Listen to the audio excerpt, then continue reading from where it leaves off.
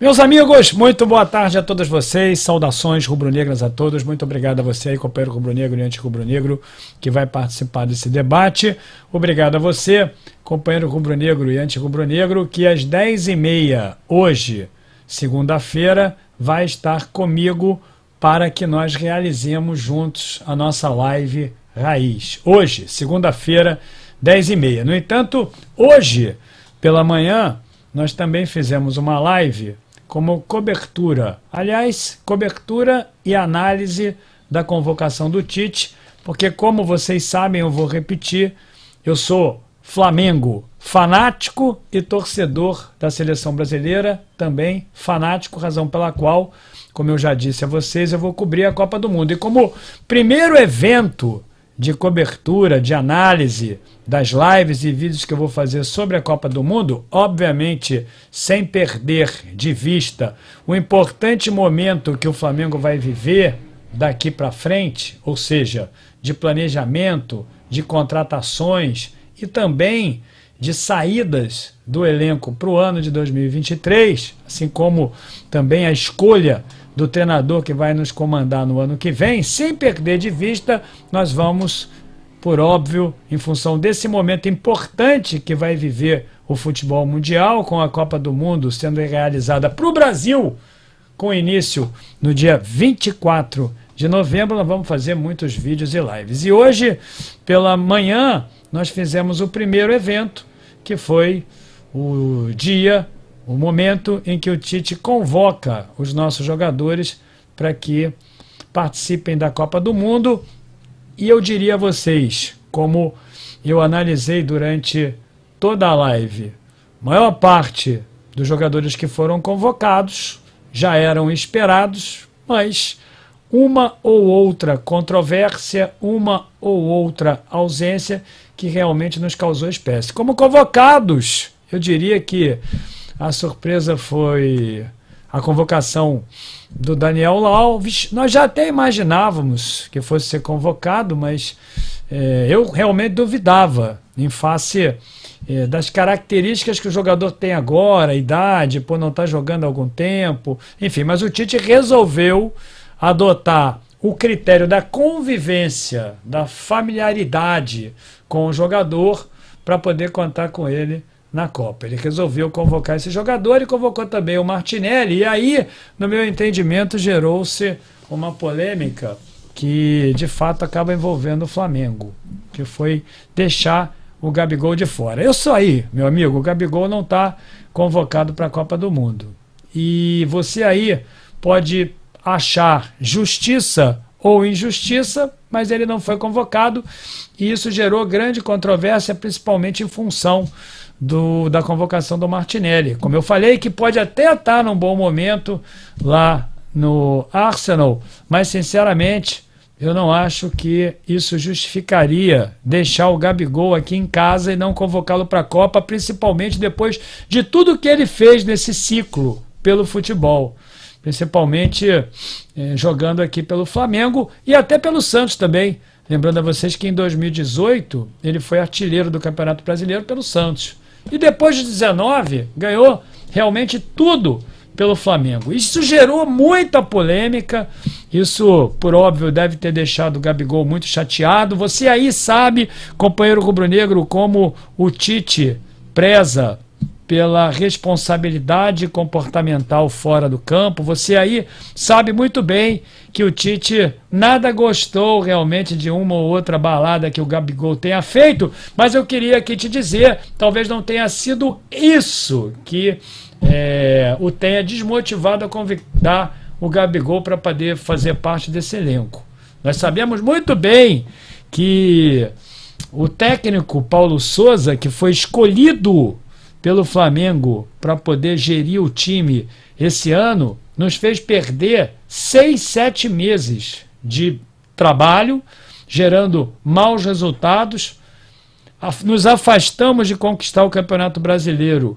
Inclusive por isso, o companheiro deu uma largada ali de 9 jogos, perdeu 21 pontos em 27 disputados. Algo muito ruim e que, claro, colaborou para a queda de performance do Gabigol e de todo o time do Flamengo. E eu me arrisco a dizer aqui, companheiro, que se o Dorival não tivesse entrado e realizado o simples muito bem feito, como ele fez, e o Flamengo não tivesse sido campeão dessas duas Copas, eu pouco creio que o futebol do Pedro e o futebol do Everton Ribeiro os teriam levado a essa convocação. Eu tenho quase certeza que eles não seriam convocados, porque inclusive até eles pararam de ser convocados. No caso do Pedro, nem convocado tinha sido. No caso do Everton Ribeiro, houve realmente algumas convocações as quais ele não fez parte, assim como o Gabigol também. Então, a diretoria do Flamengo, porque mal escolheu o nosso treinador, também tem muita responsabilidade na não convocação do Gabigol. E o Pedro, meus amigos, que eu não tenho nenhuma dúvida, na opinião do Neto aí, pode ser até, eu diria, inferior ao Gabigol. Tem muita gente que acha que não, mas o Pedro, como eu falei, precisa agradecer muito o Gabigol pela convocação dele, porque eu não diria que o Gabigol tenha se prejudicado mudando as suas características dentro do campo.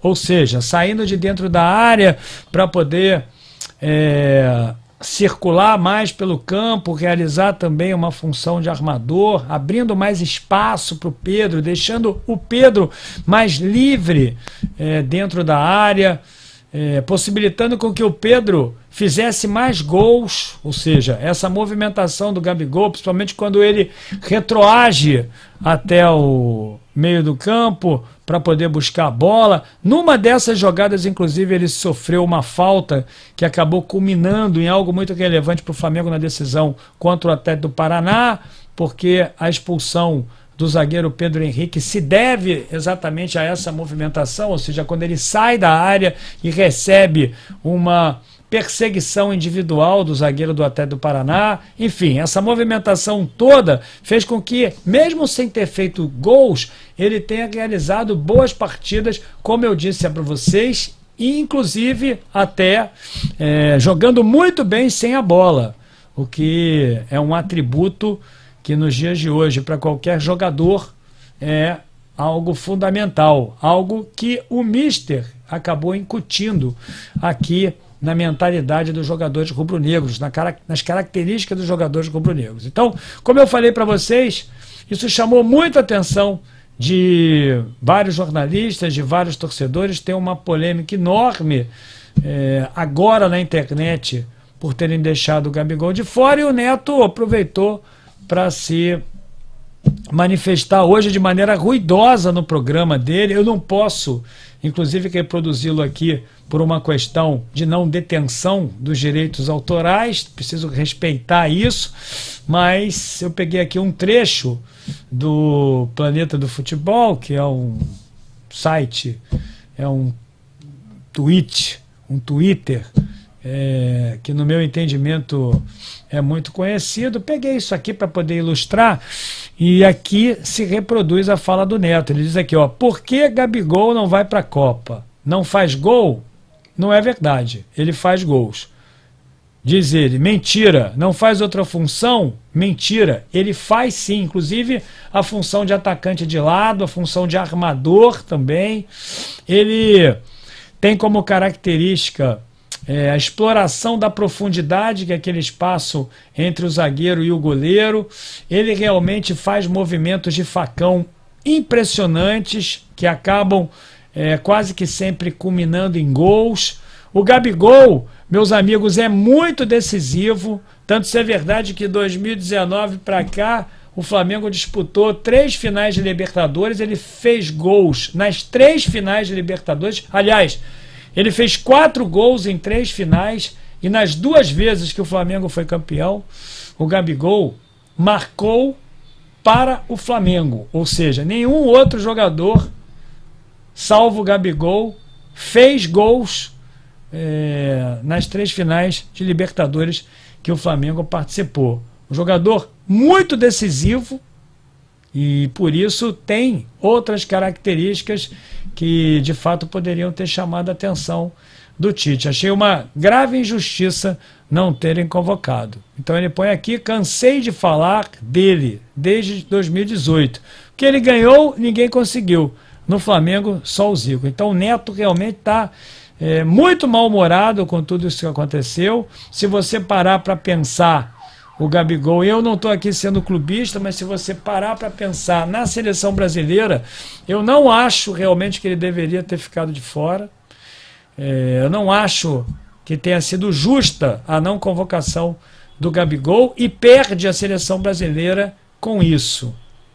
Me pareceu não ter critério, principalmente porque o Gabigol, além de goleador, é também um jogador construtor, que, como o próprio disse o Tite hoje, é uma característica que ele preza muito, ou seja, jogadores que atuam na construção ofensiva do time. E ele faz isso muito bem, além de marcar também, porque ele se entrega muito dentro de campo. Achei realmente um grande contrassenso, uma grande perda de oportunidade de nós jogarmos com um jogador que, como atacante, tem características que outros jogadores realmente não têm.